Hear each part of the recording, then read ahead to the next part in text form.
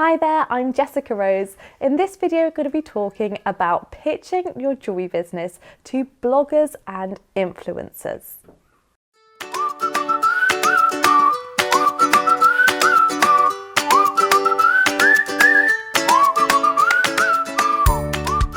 So working with influential bloggers and influencers is a great way to increase your network and grow your audience.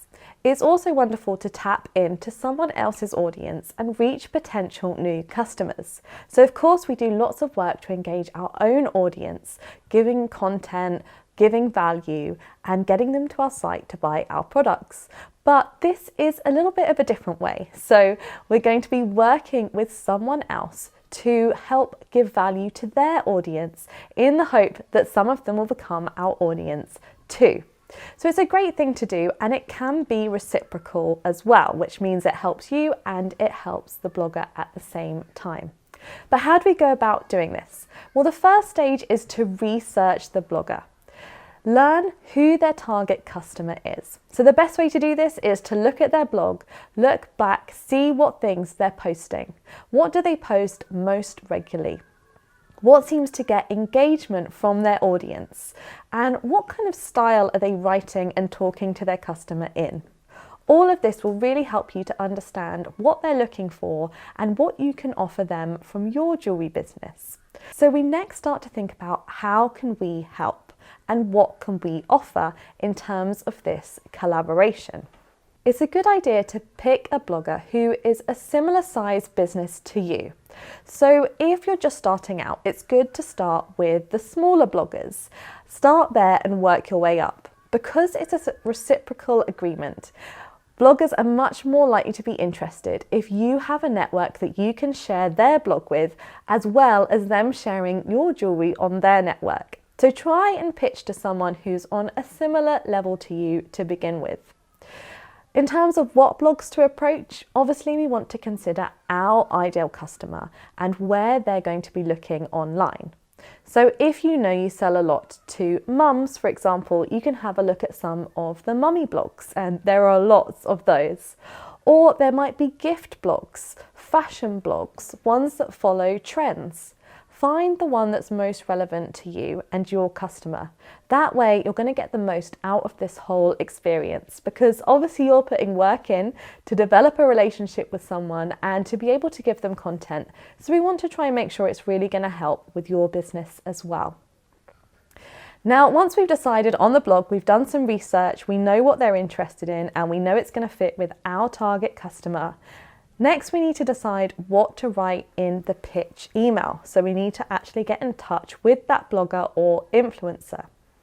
So some of the basics, of course, we need to make sure that we get the name of their blog correct in our email and also their name correct. Now, it sounds like a small thing, but this is something that is easy to miss and happens a lot. I know when I get pitched to for our blogs for London Jewellery School and Jewellers Academy, often people will write the London School of Jewellery or something a little bit different. I know it sounds silly, but it just puts you off straight away because you think, well, you haven't really done the research, you don't really understand my brand, so I'm not that confident to be working with you. Make sure you get all the basics right. Then we want to work on making your pitch personal. So address it to the person that you are speaking with. And give them a little compliment or tell them something that you like about their work. This is always a nice way to start, and you want to keep this brief. We don't want to go into a whole essay about how much we love their blog, but a few lines is really nice, A, because everyone likes a compliment, but also it shows that you've done your research and you've had a look at what they are actually putting out there, which will set you apart from most of the pitches that they get. I mean, I'm sure everyone will probably be aware of this, but we never want to send out general emails to all different bloggers. That doesn't work. We want to make sure it's a personal approach. It's a bit like a job interview. If we are just sending our CV to tons of different companies, nobody's going to be interested. It's much more important to select the places that we want to work with and tailor our pitch to them specifically. Then moving on to you, we want to make sure that we represent you in the best way. So find your best URL which is the best place online for me to learn about you. Now that might be your website, your Etsy store, your Instagram, your Facebook, your Pinterest. It doesn't matter what it is, but the one that is the best representation for you and your business. Include that in the pitch email when you're talking about you and what you have to offer. That way the blogger can come and learn more about your business easily online. We want to try and show credibility. So if you've been featured in other blogs, in magazines, anything like that, won awards, include that. Or talk about your product sales, whatever it is that shows some credibility from your end is a really nice way to tell the blogger and inform them that they're working with somebody who's serious about what they're doing. Keep this email brief. They are busy and they don't want to read essays. So we just want to go a quick snapshot through all of those different points. Next, we want to explain what we can offer to their audience. So is it a giveaway, a free piece of jewellery? Is it a gift voucher?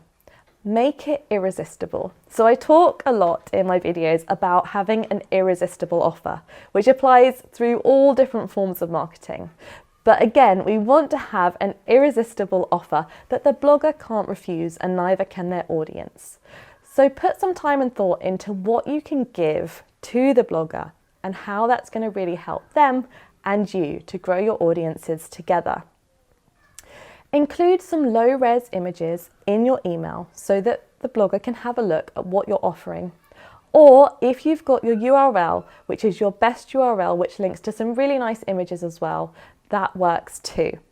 Don't include big image files because nobody likes to have those clogging up their inbox. So that's the guidelines for setting a pitch.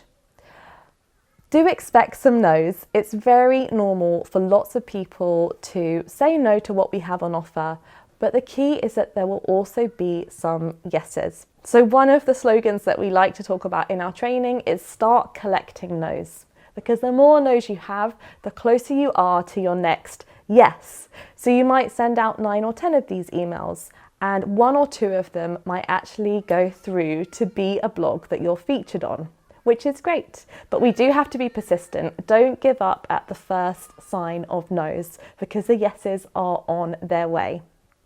In terms of following up, once we've sent a pitch to a blogger, it's absolutely fine to send an email follow-up a few days later or preferably a week, but only follow up once. If after the follow-up you still haven't heard anything from them, it means that they're probably not interested and we can move on to the next person. But it is nice to send one follow-up because everyone's busy and you'll know those times when you get something into your inbox and you think, oh, that's interesting, I'd like to do something about that. And then life gets in the way and we don't do it for whatever reason. So one follow-up is a nice touch. When we're sending jewellery to bloggers, we need to make sure that we're being very targeted about who we send our jewellery to. Don't necessarily expect to get any of it back. And just be happy that you're going to possibly lose it. If you're happy to lose the jewellery, then it's okay to send it. But what you don't want to do is send out your jewellery to all different bloggers, get none of it back and get no results. So I would definitely send a pitch email first, get that communication going until you've got to the stage where they say, actually, I'd love for you to send me some jewellery so I can take some images for the blog. There are also some hashtags that you can use to find bloggers to engage with and communicate with. Now, these are great for bloggers, influencers, and also for press in general. So these are all under Twitter. So if you go on your Twitter profile and have a look at hashtag journo request, which is journo like journalist and then request, lots of journalists post out opportunities or features that they're looking to write under that hashtag. So you can find something that might be relevant for you. There's also hashtag blogger request, which is worth having a look at. So people write on Twitter when they're looking for someone to feature on their blog or they're looking a blog to feature on. So have a look under those hashtags to find out more information. And the third one is hashtag PR request, which is another blogger and PR hashtag. So they are really useful for finding people who are looking for those to feature. Good luck with pitching your jewellery to bloggers. It's absolutely a good tactic to use once you're at the stage where you've got some time and effort to put into this and you're able to pitch to multiple bloggers to be able to find the ones that are going to work best for you.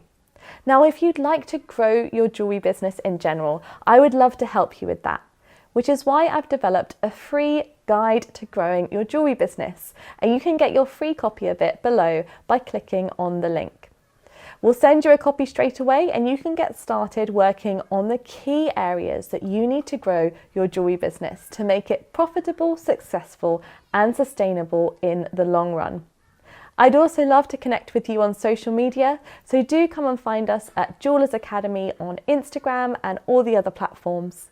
Wishing you a wonderful rest of the day, and I hope to see you on another video very soon. Alrighty, bye for now.